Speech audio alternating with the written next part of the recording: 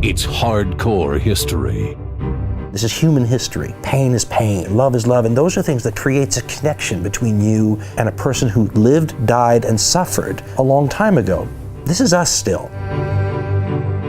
When you are the bad guys, nobody wants to hear that you suffered or what you went through. But these are people that could be us, but because of an accident of birth, a time and a place, they're trapped in the gears of history. My mother-in-law was the one who said, "You could talk about history." I said, "I can't do that." I said, "I'm not qualified." She said, "I didn't know you had to be qualified to tell stories." So we created a show, and it was the very month that iTunes started supporting podcasts, we started. I'm not a broadcaster, I'm a narrowcaster. I appeal to a very specific, small slice of the overall pie. The time when I was a kid in the 1970s is probably the high water mark of American freedom. I don't think you can have a decent political discussion right now in the United States. It goes right to you're a Nazi, you're a communist. That's the thing history would teach you, is that if you have a terrible economic depression where a lot of people are suffering, the longer they suffer, the more you open the door to extremism. What history teaches you, though, is how things got to here. The more extreme the challenge is, the more amazed I am at the human capacity to deal with it.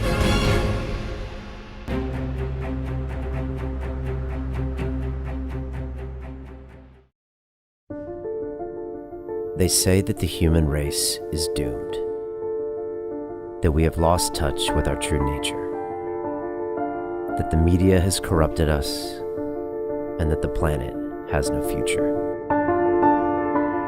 I disagree. I believe that humanity is full of hope, and that our salvation lies within each one of us. My name is Brian Rose, and my job is to listen, the oldest method of learning known to man.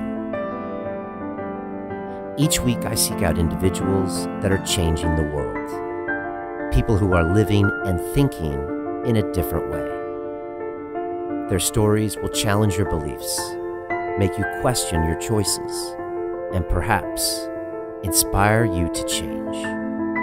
I never planned on doing any of this, but now I can't stop.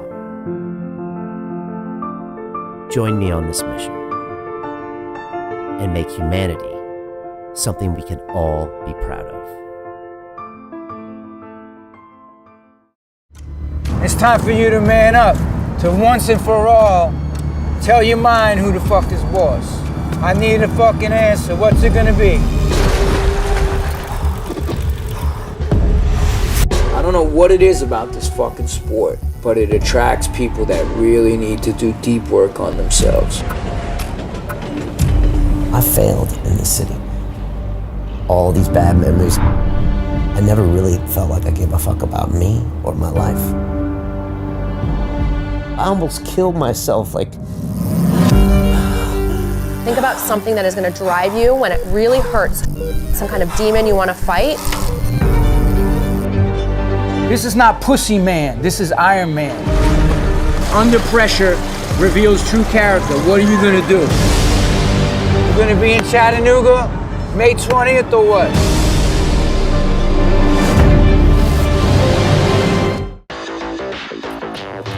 Let's face it, Dan Carlin is a legend.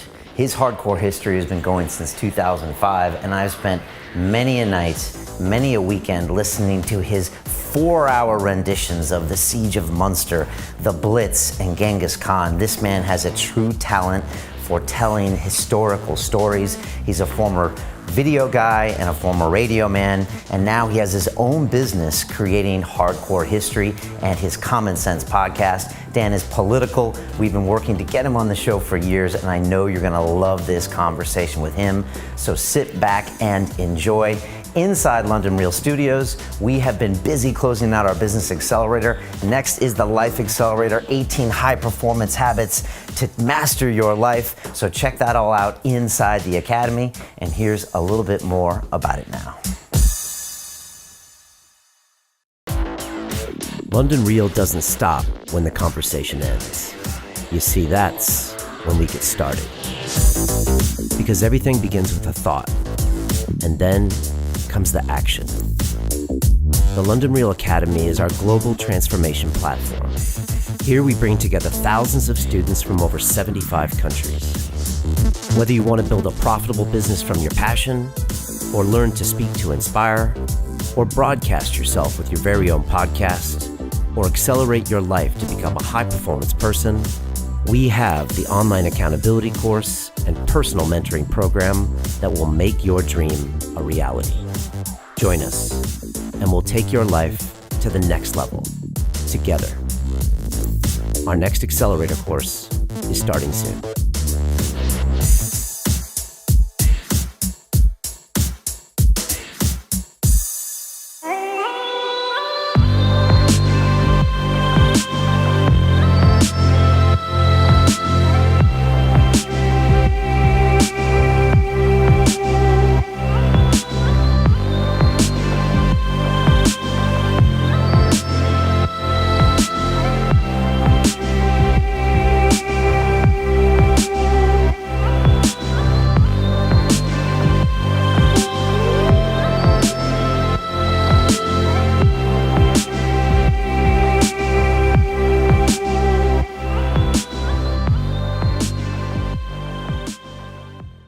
This is London Real. I am Brian Rose. My guest today is Dan Carlin, the American host of the massively popular Hardcore History and Common Sense podcasts. You are a former television news reporter and radio talk show host who started podcasting in 2005. Hardcore History now has millions of downloads per episode, won numerous awards, and has a cult following worldwide, including me. Your theater of the mind style is part storytelling, part analysis, and makes history enthralling to the masses, keeping people entertained for over 4 hours at a time. Dan, welcome to London Real. Thank you. It's always interesting to hear those kinds of things. Thank you. It's wild to hear those kind of things, actually. Still sort of surreal. Yeah, I can imagine, right? Yeah, in 2005 we were doing this. I mean, there was nothing. I mean, to think that if you could have told me back in 2005 we'd be here today, I wouldn't have even known how to process it. I want to hear about those early days, but first I got to get your reaction when you come to London. You've been here, I think, a few times in the last few years. I know we tried to hook up. I'm so glad we have Right. now. But what, you know, for a guy who lives and breathes history, a lot of it European history, what do you see in this town, or what draws you to this town that, say, the normal person might not see or feel when they get here? It's hard for me to separate.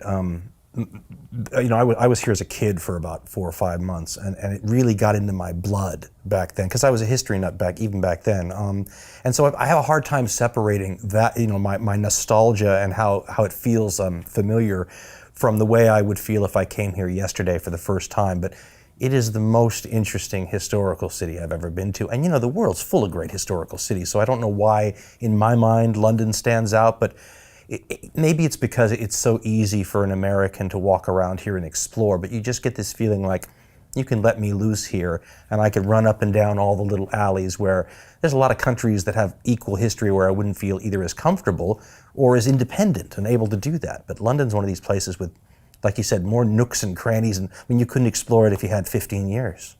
And is that because it's English speaking, or because the roots of America are kind of here and it feels like maybe an old generation?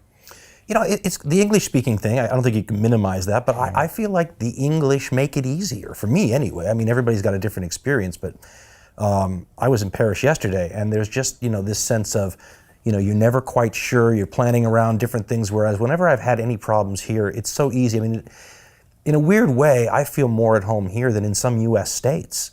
So, I mean, it feels as though you're simply in a different part of your own homeland. And that may be the American-British connection, the mother country kind of thing, or not. I would say I got my first history book when I was a kid, and I didn't understand it because I opened it up to the very beginning, right? The beginning of history, and there's guys with powdered wigs. And it didn't make any sense. I got my second history book while I was living here, but it was a history book for English kids. And I opened up the first page, and instead of people with powdered wigs, there was a caveman. And I thought, okay, that's the beginning of history. And so connecting to the mother country kind of thing, American history picks up on top of English history. And so maybe there's that. But for me, the English have always made it easy to explore the backwoods of England. And you know, if you show an enthusiasm for a country and you're able to communicate that enthusiasm to the locals, I've generally found that they're excited to show you. they make it easy to explore all those wonderful little nooks and crannies. Yeah, there's always this weird kind of love-hate relationship between the Brits and the Yanks. More love, and so like when I first got there, they have names for you like Septic Tank Yank and things like that. But you know, they do have love at the end of it. So they might make fun of us and vice versa, but there is this special relationship that's hard to deny. And maybe it's geopolitical, maybe it's the fact that this is an island and it was always, you know, allying with the U.S. against the continent, or maybe it's the English-speaking thing, but there's something special here. I do think it's a little bit of, you know, you get a little, I always get a little teased about the politics and all that, but I think 5 minutes after that, as long as you show yourself to be a halfway decent person, I think probably the way they treat each other, if you show yourself to be a halfway decent person, I've always felt pretty embraced. Yeah. I've never felt the septic tank yank thing. Okay. I was in the city, so maybe that's different. How much of Britain, when you walk around, are you thinking of, say, 1940 era, Churchill, the Blitz and all that? Is that like a big part of what you see when you're here, or the things that you notice as you walk around, or do you notice more? They have these wonderful, if you've never been to London, folks, they have these wonderful plaques that they put up on the wall to mark historical things. So I was just walking by one today. It said, Winston Churchill lived here between 1883 and 1885. And so there's no way to not get knocked over by that. But for me, I mean, I love Anglo-Saxons. I love Normans. I love the Roman, you know, history, Londinium. I mean, whatever it is. I mean, you could throw me into any one of those eras. There's certain eras I'm not as good at. The Queen Anne era is not really my thing, but it doesn't matter. It's everywhere you turn around here, you're confronted by here's a glass building versus here's a medieval one right across the street. That's the best of both worlds for me. This is everybody's got their own favorite cities, but I don't know how you can't love this one myself. Why do you come here so often? I love it. Okay, and the family loves it too? Yes, they're addicted. It's a problem I'm going to have for a long time, I'm worried. My grandchildren may grow up here. And when you're sitting next to someone on the plane and they say, what do you do? What do you tell them? It's an easier conversation now than it used to be. I used to say in 2006, it's a 40-minute conversation, you know, to say, and the first thing you have to go, well, have you ever heard of podcasting? And it's this, and by the end of the conversation, 40 minutes later, they still don't know what it is. They still don't know what you do, and you've tried your best. I was coming through customs yesterday in Paris, and you kind of get grilled by the British guy at the customs thing. He goes, what do you do?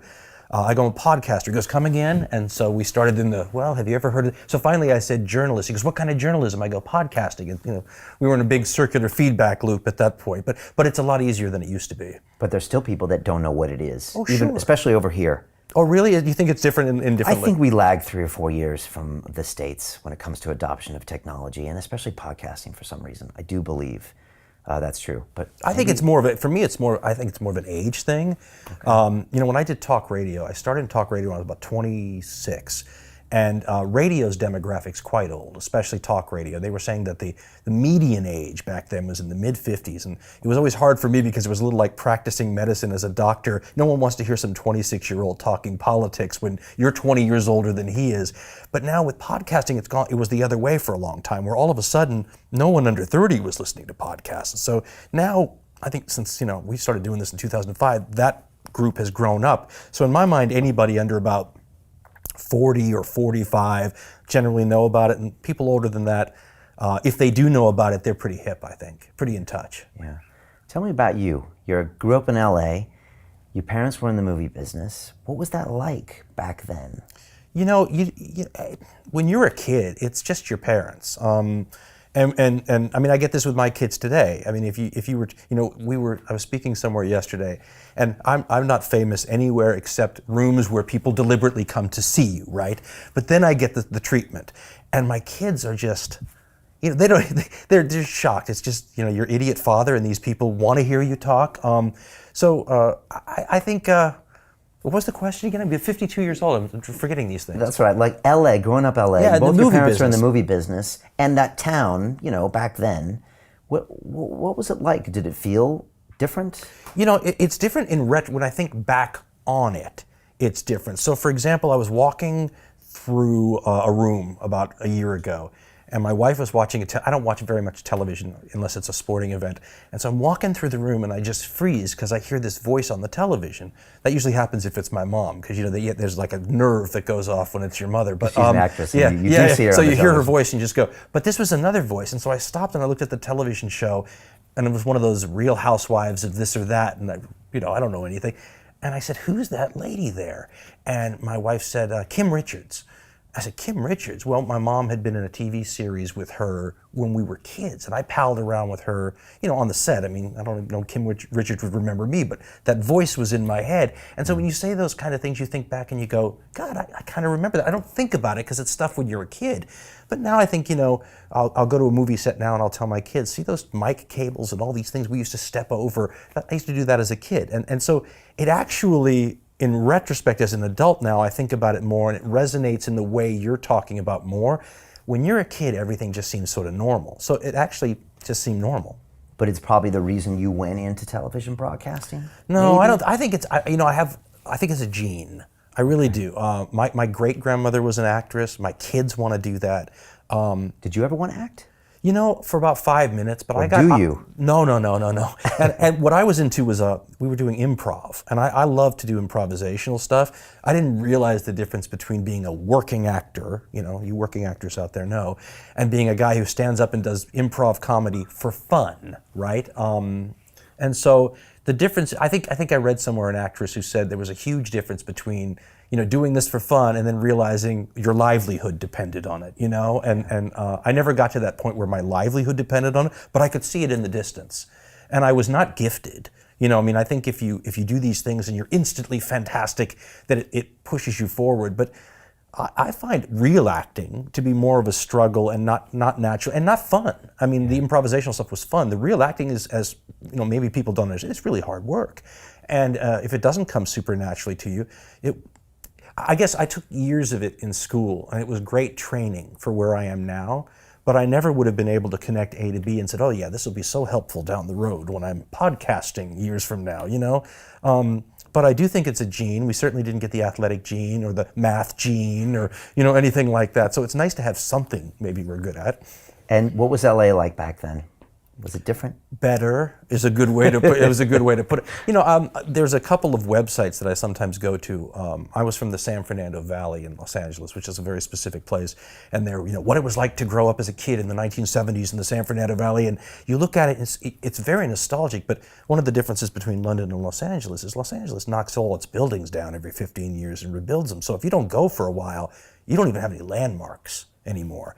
And where I grew up in the Valley, one of the great things about the Valley, my grandfather actually was involved in building the Valley. And when he used to try to sell homes to the people in Los Angeles, he had to draw on a cocktail napkin how you get over the hill, because no one even knew. It was like big farms and stuff out there. And when I grew up there were big lots, and you'd have one store on one lot. And you go there now, and they've torn that store down and built a strip mall that have 50 stores in that same thing. Well, if you do that street corner after street corner, you become claustrophobic. And so when I go back to my old home area, I mean, it's a little claustrophobic for me because it is so built up and there's so many people and there's so much traffic. And the beaches are still wonderful. I still have lots of friends down there, but it would be a tough place, at least for me now, to go back and try to deal with that without losing my mind. And that's why you moved out and you're in Oregon. I actually got a job. I always say I wouldn't have picked Oregon, if you said, where do you want to settle? But it was not a bad place to land. And I met my wife there, and so it turned out to be one of those places where your life just sort of moves you off in that direction. You find yourself there. But when you go back to places like Los Angeles or New York, and you think to yourself, I'm not cut out for this anymore. I've lost my edge. I can't even really drive well in Los Angeles anymore. Out of practice. Yeah, it's an intense city and very different and spread out. And yeah, that's why I think I never could understand San Diego, because there was. Speaking of a city that's totally different than when we were kids. Yeah, and I just could never feel like there was history there. I mean, sure there was, and the missions and yeah. stuff, but it wasn't like here. So I'm just drawn. No, I don't think anything's like here myself. Yeah, maybe you're right. I'm just always drawn to this city. Talk to me about those early days. I know that you had this vision of what later became podcasting before it. And I know that you were like, okay, I think you foresaw this new media thing coming where individuals would produce content before it became, doable with the Apple platform and podcast. It's funny that you know that, actually. I do know a few things. So can you talk about how you saw that coming? And I think you even tried to pitch that to some investors and things back then, because you're not just one of the people that, I was inspired by Rogan to podcast, plain and simple. I was in 2011, which for a lot of people makes me an early guy. You're a dinosaur. Yeah, I am, but I'm not compared to you. When did you see this as a kind of a potential way of individuals broadcasting, and what were those early days like, even before you started podcasting? Well, it's very nice of you to give me all that credit, but I can't take it. I was on the radio, and it's actually a funny story. Being this 26-year-old kid screaming to a bunch of adults who didn't want to hear a 26-year-old kid talk politics to them, I was fighting with the audience all the time. So that was my relationship. I didn't have a bunch of sycophants. I had a bunch of adversaries, and I was screaming and yelling one day about, what are you prepared to do to make positive change? And, fight, get off the air. And there's fighting with like individuals that come on. The callers. Yeah, callers. Okay, right. And so there's a message waiting for me when I got off the air, and all it said was, if you want to know what I'm prepared to do, call me and meet me for dinner. Okay, so I call, we arrange a meeting. The guy's about my age, but that's all I know. So I go to the restaurant he told me to meet me at, and if you imagine the Dilbert character from the comic strip, but with hair down to his waist, little like John Lennon glasses, and he was a computer programmer, and he's one of the most intelligent men I've ever met in my life, but he's got his own curse. He's one of these people that is too far ahead of the curve to ever make money off of it. So I remember he was writing apps for the Newton, if you remember the Newton, which is like a huge precursor of the iPhone. So, and then he got out of it before the whole thing hit. Well, that's the story of his life, but I was part of that too, because he said, let me tell you what I'm going to do for positive change. I'm going to put your show on the internet. This is 1995, and I said, you're going to what? He said, well, put your show on the internet. I said, how do you do that? He goes, well, I'm going to invent how you do that, and you're going to be the big demo for it. Well, long story short, he was too far ahead of the game again, but then the idea's in your head, right? He educated me about the potential, right? He saw the future and said, why would you even want to be on the air in New York when you could be on the air everywhere? Which is a really interesting line when you're in Eugene, Oregon, right? Yeah. And so then I got together with a group of people long before the dot-com bust, and the idea was, we're going to build a company and sell it, because that's what everybody was doing, right? And all we needed were eyeballs. We needed subscribers. We needed people who were listening.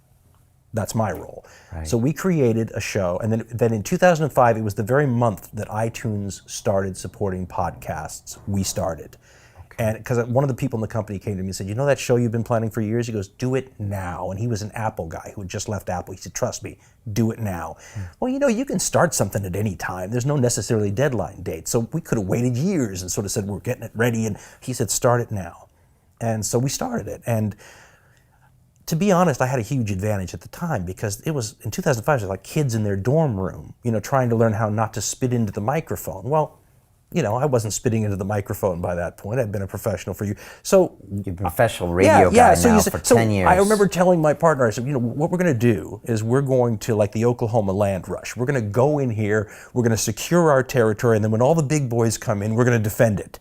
And then when people like I remember when ESPN started doing podcasts, he came to me and said, is this a bad thing? I said, no, it's a great thing. I said, because they're going to promote podcasting so that you can listen to ESPN. And then we're going to benefit, because the minute you get your first podcast, you become a podcast listener. And the big jumping off point at that was preventing us from growing was people didn't know how to do it. So if your favorite show said, listen to us on the podcast, and you figured out how to do it just for that one reason, okay, well, now you know how to do it. You're going to go see, okay, what other shows are there? So for us, whenever anybody advertised their podcast early on, we figured like they were advertising podcasting. And so we'd already had a little Oklahoma land rush by that point. And CNN and ESPN came in when? What was that? Pretty early, if I recall. But there were a few of those. I don't know, but what they were doing at the time, too, it wasn't original content. They looked at it as another platform to distribute the stuff. So you missed our show? Well, you can still hear it, the recorded version. Right. But we benefited. I mean, I remember there'd be you could watch these big jumps in subscribers, and you would always try to figure out, okay, why did those numbers just go up the way they did? And a lot of times they went up because some big player had just jumped in and swelled the audience, who then, after they got their favorite show, started looking for other content, which every now and then might include you. Right. But this is a different mentality, because back in your old radio days, it would be us versus them, yes. kind of. Yeah, and so one thing I noticed when the new media came in, it was like the new attitude. And again, Rogan kind of championed this. He was just like, no, we welcome everyone here. Joe's a great guy, yeah. He is a great guy, and even that attitude influenced us over here, and we were never like, we're not fighting against you. It's like, no, you start a podcast too. You start a podcast, you come on mine. Let's all do this. It's not a zero-sum game. In the old days, if you're Exactly. watching one network, you're not watching the other at the same time. I think the original, starting to tape things began to be the difference, videotaping things, because then you could watch this late night show, but it didn't mean you had to miss that late night show. Right. I don't think the people in the old media got that for a while. I think they get it more now, because you can see them. In the old days, we used to have rules which would never mention the competition, but now you'll hear the late night talk show hosts almost saying, oh, did you hear what so-and-so said? Well, you wouldn't have done that back in the day, but it's not a zero-sum game anymore. So once you realize that if I'm on your show, that doesn't take away from my show, you go, well, why am I not going on these shows? And why are you not having them on yours? And yeah, it became a way to share the experience and grow each other's audience. Absolutely. It changed media completely, because that had been something that had been a facet of media, I don't want to say since the beginning, but for a very long time. If you're watching Milton Berle on this channel, you're not watching something else on that channel. Yeah, like a scarcity mindset. Yeah, totally. Yeah, so it was nice to see that coming in, completely shifting, and we've always adopted it. And yeah, it's part of the medium as far as individuals creating this content. So you were 05, 10 years of radio experience. At least. And one of the few radio guys willing to adopt this new technology, because you had thought of this years earlier with this kid that looked like Gilbert and all that. Well, also, let's be fair. I wasn't on in New York City either with this wonderful, Another competitive advantage. I mean, when you're this outsider, which I kind of have been for a long time, going back to punk rock and but when you're an outsider, it's a lot. You don't have as much to risk, right? I mean, if I'm Howard Stern in New York City, you don't want. Podcasting, that's a step down. Right. Well, for You're me, being paid $100 million from Sirius FM. Why would you ever? Yeah, a lot of those guys got in really late for just that reason. Yeah. They didn't need to. Yeah, which can hurt you in the long, long run, because you're still trying to hold on to this old business model that you might die with. I know. I think it would have been a lot to expect those people, though. Yeah. And some people did, but I think it would have been, you have to be a relatively interesting character to say, I'm on in New York City, but to heck with that. Let's get into this new podcasting thing. So, and people didn't realize that you could use it as a way to supplement your audience for a while, like the ESPN did with the rebroadcasting. But it became cool and hip after a while, and that was another thing where you couldn't even explain to people at the cocktail parties what you did for a living, and then all of a sudden it's cool and hip. Right. Talk to me about the first broadcast, the first few years of hardcore history. Did it take a while to find your voice or how you wanted to do it, or was it always the way you wanted? We were doing, and I, sort of still do it really, a political current event show, which was a manifestation of the stuff I did on the radio all those years. And I was having a political conversation, or a historical conversation at the dinner table, and my mother-in-law was the one who said, why are you talking about politics when you could talk about this? And I said, I can't talk about history. I said, I was a history major in college, but I don't have a PhD. I'm not a historian. And, we Bachelor of Arts, I have a Bachelor of Arts degree. You're not a historian, and you wouldn't want to try to be one. I told her, I can't do that. I said, I'm not qualified. She said, I didn't know you had to be qualified to tell stories. And I thought, oh, wait a minute, there's a real light bulb goes on over your head. But then that also dictates how you have to do it, right? If it's a storytelling thing, well, then you have to tell stories. You can't sit there and go, let me tell you about the Anglo-Saxons and crop rotation in the 14th century. And, you're not qualified to do that, but you're qualified to say, let me tell you what happened once with, King George V or whatever. And so that dictated how we started, but we absolutely didn't know. I mean, my first hardcore history show was 15 or 16 minutes long. My last hardcore history show was like 6 hours. So somewhere along the line, something happened, and it was the audience. Confidence thing. No, it was the audience. I did a show, the first one we ever did, that was over 60 minutes, and at the end of the show, I apologized to the audience. I said, "Listen, it's unforgivable." I said, "I apologize for because you started going and flowing." Yeah, or whatever it was. It just took too long to tell the story, right? And so I apologized, not for wasting their time, but 60 minutes I thought was a long time. And all these people emailed and said, why are you apologizing? And we have pause buttons. I mean, we don't, and they were the ones who said, take as long as you need. Now, of course, it's a self-selection system, right? You're not hearing from the people that go, God, I can't believe you did an hour, right? But they were the ones, and I don't think anybody wants a 6-hour podcast personally, but they really... Well, they obviously do. Yeah, or maybe they're just putting up with me, but is part of you still somewhat having a hangover from the radio mentality of, first of all, we got to talk about, current events and politics to keep people interested, and we got to keep it short to a certain extent. Did you have to kind of unlearn some of those? Even I was never subconscious? traditional enough for that to sink in. But still, you did regular radio, yeah. so is it maybe hard to get out of some of those habits? It was the opposite of that. It was more being free. Like, I mean, for me, the greatest thing about podcasting right off the bat was it was like having a creative white space. If you're ever in radio or television, you know this. They have a breakdown, right? So in radio, top of the hour, you have news. Break at 10 minutes. So they had all these, so you get to operate within those parameters. And not just that, you had to assume in radio that people were jumping in and jumping out of the conversation all the time. So you could never go too deep because you'd be losing people. So you'd have to reset things when you come back from break. Here's what we're talking about now. And so you never got below that initial level. So it took a while to realize, wow, we have all this creative white space. We have no rules on breaks. We have we can do anything we want.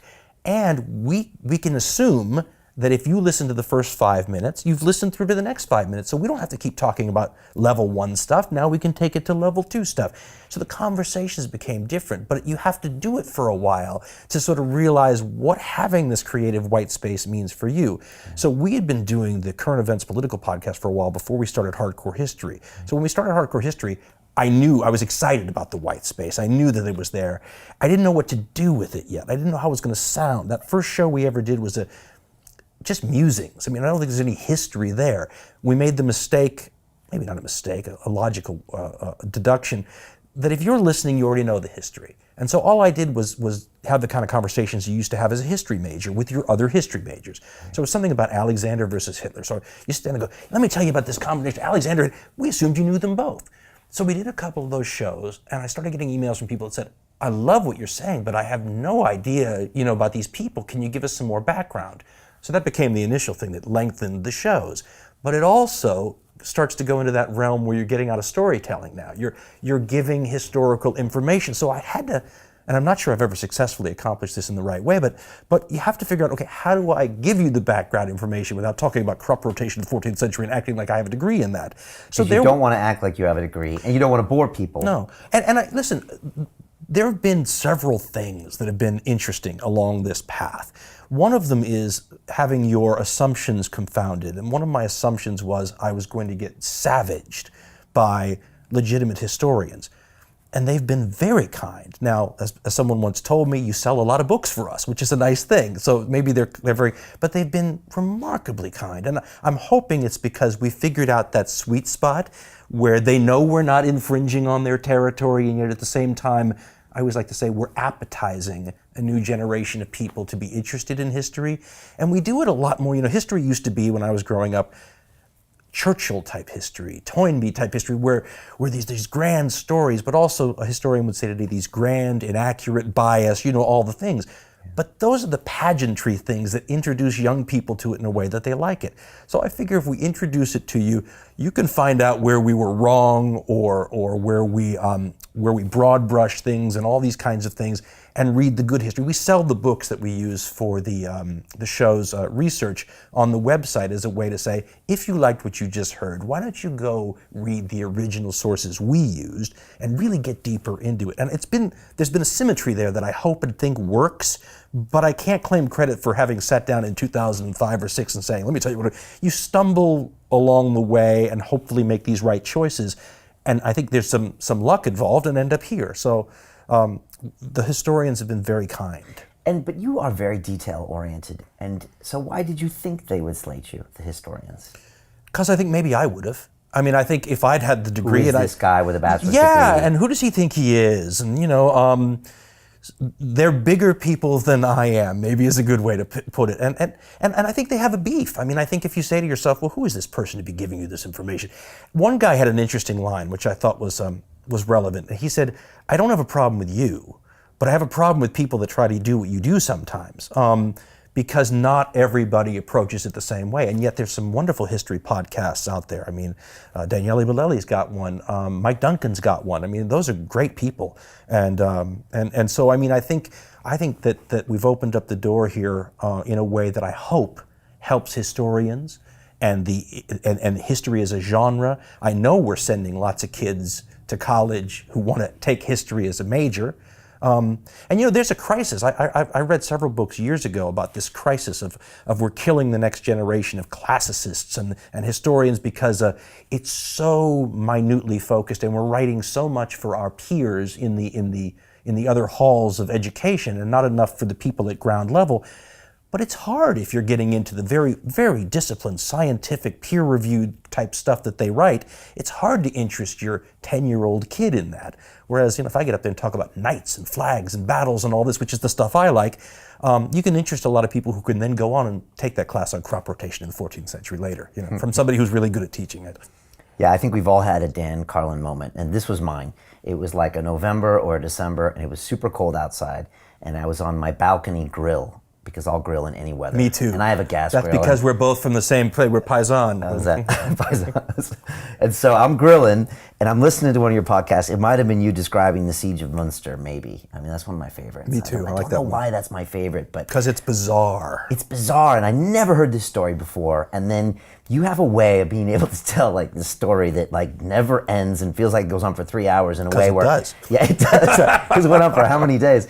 And I feel that as well. I feel like I'm there, and it's just this never-ending thing. And it's raining out, and I'm just got this kind of smile on my face that I feel like I'm there, and that you're guiding me through this thing that happened, which makes it more real as opposed to if it was fiction. I don't know. I don't know if men tend to have a harder time of engaging with fiction. I don't know, but when it's something that actually happened, it was like a special moment for me. But how would you describe your style of doing these things? I have a theory, and we talked earlier about genetics and theater and that kind of stuff. Yeah. But I think that different people organize their worldview and their thought processes, or maybe they're born with a hardwiring that goes a certain way. Some people think about things in a mathematical sense, for example. I think people who gravitate toward history naturally are able to sort of put themselves in that moment, right? In other words, why is talking about names and dates in the past interesting? Well, if you're able to project yourself into that story and feel it a little bit, it's enough of a draw so that you're interested in it. But what about the people who can't do that? And I think if there's anything that I bring to the table, it's the ability to maybe take you with me if you're not normally that way, and say, let me give you an idea of how history majors and people who are born liking this stuff, how we feel about it. And sometimes that's all it takes to open the door to them. They don't need you after that, right? Once you show them that path, and they can start to, and people have said that to me, I listened to your show, but now I've moved on to this book or that book. But I think sometimes that some people can do this naturally, and that makes the history majors, but all they need is a little guidance sometimes to develop the technique where now they can do it themselves. I wish I could do that with some of the subjects I'm not good at, but I think that's maybe what like a guide or an appetizer, like I said earlier, to making the past something that's more like a dramatic movie, or where you can start to feel. I'm very into what it must have been like emotionally to go through a lot of these things. So we do a lot of really dark topics, and people say, are you really just interested in them? Do you like those things? I said, no, I'm amazed at the human capacity of the people in these stories to surmount these challenges and these things that happen to them. And the more extreme the challenge is, the more amazed I am at the human capacity to deal with it. I mean, you look at these war stories that we talk about, and you say to yourself, how did these people not just deal with it at the time, how were they able to cope for the rest of their lives? Yeah. And so that to me is what gets me interested in the story. And we're old enough to have met these kind of people who went through these amazing stories. And you talk to a Holocaust survivor, and you sit there and you go, how do you do it? And I think part of it is an admiration, because you don't think necessarily that you yourself could do that, right? Yeah. And so like you mentioned the Munster story. We started the Munster story off, I think it's a long time ago now, with the execution of the people at the center of the story. And we tried to explain how unbelievable the experience must be. I think they tied them to the same stake or something, so that one guy who's about to get the same treatment that the other guy's getting is tied to him while he's getting it. And I thought to myself, God, I remember being a kid and seeing, my sibling get a shot, and I'm about to get that same shot. Okay, well, that's that thing magnified a bazillion times. And so I long ago figured out that you self-select your audience, right? You choose what's interesting to you, and then several shows later, if you've done that, your audience, whatever's left over, are people who like that same stuff. Yeah. And so now I'm at the point where I can just, if I'm interested in it, I know whoever's left listening is interested in it too. And so this this fascination with the extremes of the human experience, and the Munster story is about as extreme as it gets, is kind of what gets me into it. I do think that my mother always thinks my mother's a little, thinks it's a past life thing, and that you went through some of these things once upon a time and you're still hooked to it. But I think it's just the ability to have a sensitivity to not feeling what those people feel, but to have an interest in the fact that they did this and felt this and went through this. Yeah. And you always try to relate it to present day time, or oftentimes. Analogies, yeah, we use a lot of analogies. And you kind of say, well, picture this in this scenario. It would be a lot like this person today doing this and this and that. Is that something that you always did, or you always felt like it was important to make those current references?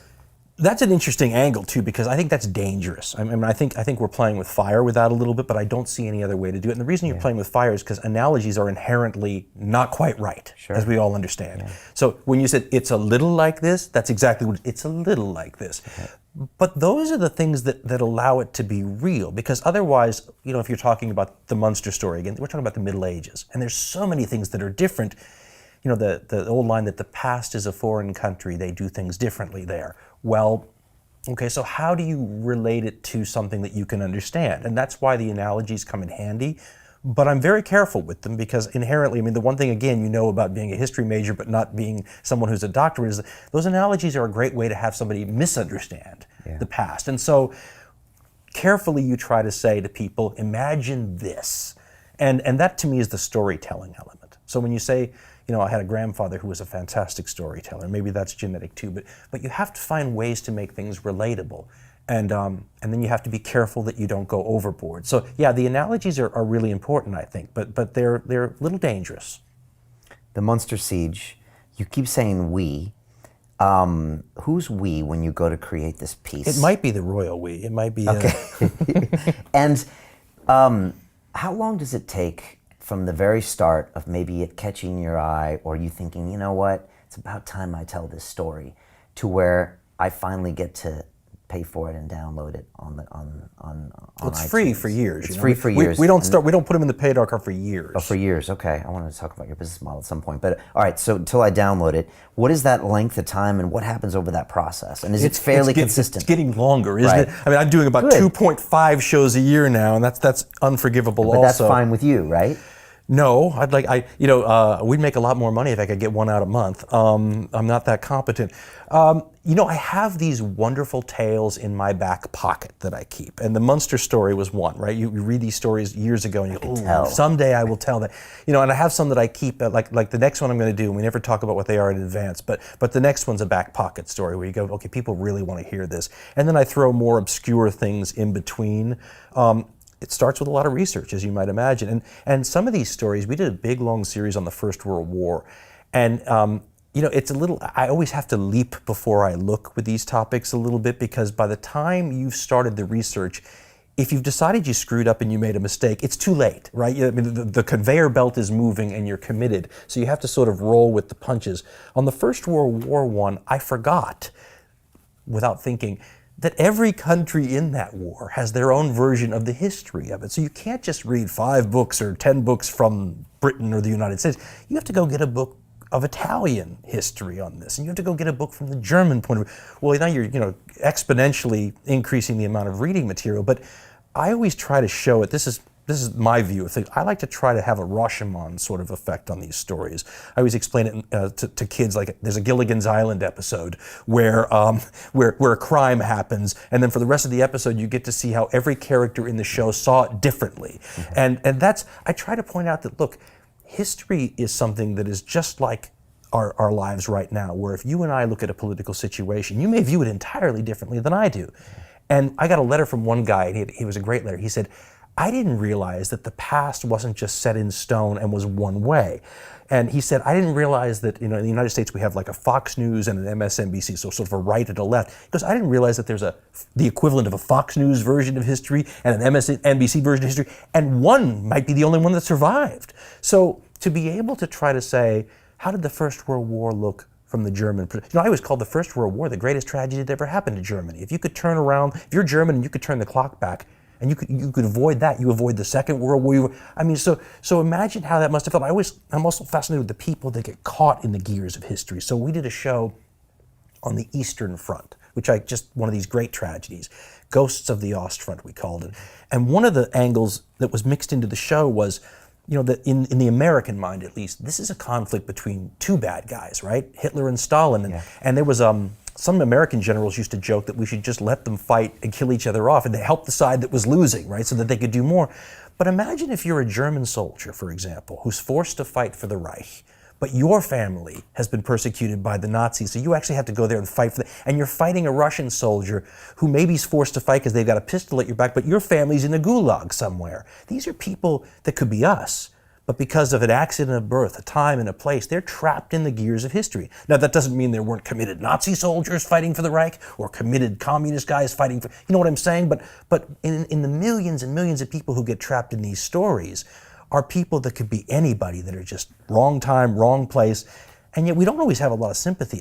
The greatest letter, and I mean absolutely by a long margin that I ever got, and I always remember this from the Hardcore History show, was from a German after that Ghost of the Ostfront show. Written letter or email? It was an email. Okay. And he said he had a grandfather that fought on the Eastern Front. And the one thing, if you talk to combat veterans, it's almost a truism. The closer they were to combat, the less they'll talk to you about it. Yeah. And he said the grandfather never said a word, right? Was in a camp in Russia for years before he came back. And he said he had to take him on a very long car trip. He put him in the car, he said he put the podcast on. He said there was not a word for hours, because it's a long podcast. He said, we got to the destination, I shut the podcast off, and he turned to me and he just started talking. And the difference, he said, was that his grandfather said, when you are the bad guys, nobody wants to hear that you suffered or what you went through, because there's this sense of deserving it. But they're human beings, and it could be us. You were lucky to not be born in that country. That could have happened. If Albert Einstein doesn't get out of Germany, what happens to Albert Einstein? It's an accident of birth, right? So, I mean, and I think that helps touch your soul in a way that creates a connection between you and a person who lived, died, and suffered a long time ago. I mean, we change a lot, and all the world's a stage and all the people merely players, but there are human emotions that are the same. Pain is pain, right? Emotion is emotion, love is love, and those are things that connect us through the eras. And so one of the things I like to bring out are, this is us still. We're wearing different clothes, the sets are different, the circumstances we operate in are different, but you can relate to these people because the same things that make us human. This is human history, right? Yeah. And I think that's what can take a person that didn't realize they were interested in history and help them understand that they were. Appetize them, as we say. And it makes them understand the present. It does. Gives them the context. I know a guy who's a person who works on Game of Thrones. And so I always say, we went up there, I took my kids up, he invited us to come and watch them shoot for a little bit. So they're watching one little isolated scene in the middle of the series somewhere, and of course none of us have any idea what's happening. That's how history is. If you can go back and watch all the earlier episodes, well, now it all makes sense. They used to say when I was a kid that history teaches lessons. But if you go and you read the historical debates in the journals that historians have with each other, they debate that question a lot. Do we have lessons? And people who don't understand history always love to say, well, history teaches us, you can't appease dictators or all these kinds of things. History doesn't teach that kind of stuff because the variables are too different every time. I joke, it's like the old line was that it's like stepping into a river. It's the same river, but the water's not the same. So what history kind of teaches you, though, is how things got to here. And that's extremely useful because all of a sudden you understand. And if you can say to me what people are missing out by not understanding history, is we don't understand what's going on because we don't understand how we got here. And so context is the great superpower that history teaches. Math teaches you something important too, but history teaches context. Context. And so just to finish that question, how long would it take to create that Munster Siege show? 6 months, 9 months, with all of the reading?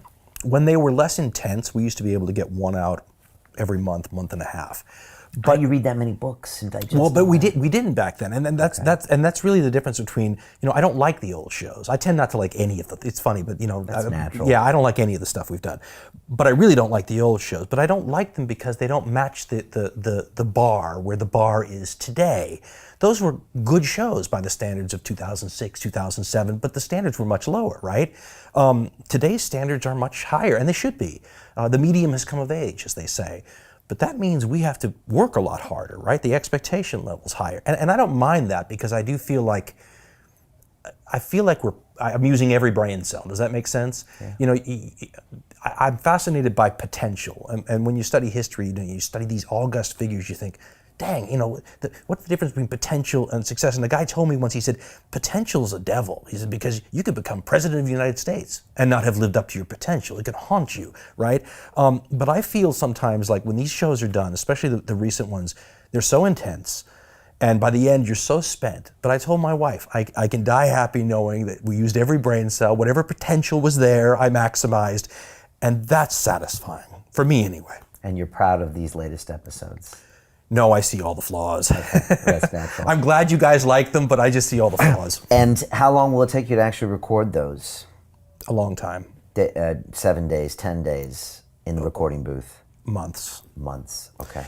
I used to be able to go in and do them all in one shot, straight up. But they were, you know... You do the whole 4-hour piece? Or they weren't 4 hours, that's okay, why. Yeah, 45 minutes. Yeah. And then what ended up happening, and I have a person who does all the stuff that I don't do. And he said to me a long time ago, he goes, why? You know, we used to cough. You know, in radio you have a cough button, right? So if you're going to cough, you push this button and it kills the audio.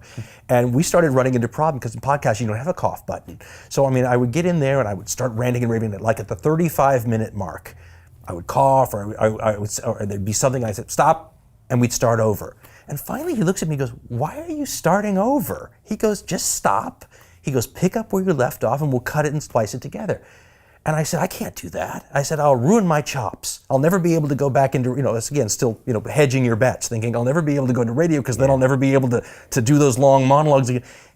So eventually, at a certain point, pretty early on, I thought, I'm not going back into radio. I don't know why. This is a new art form.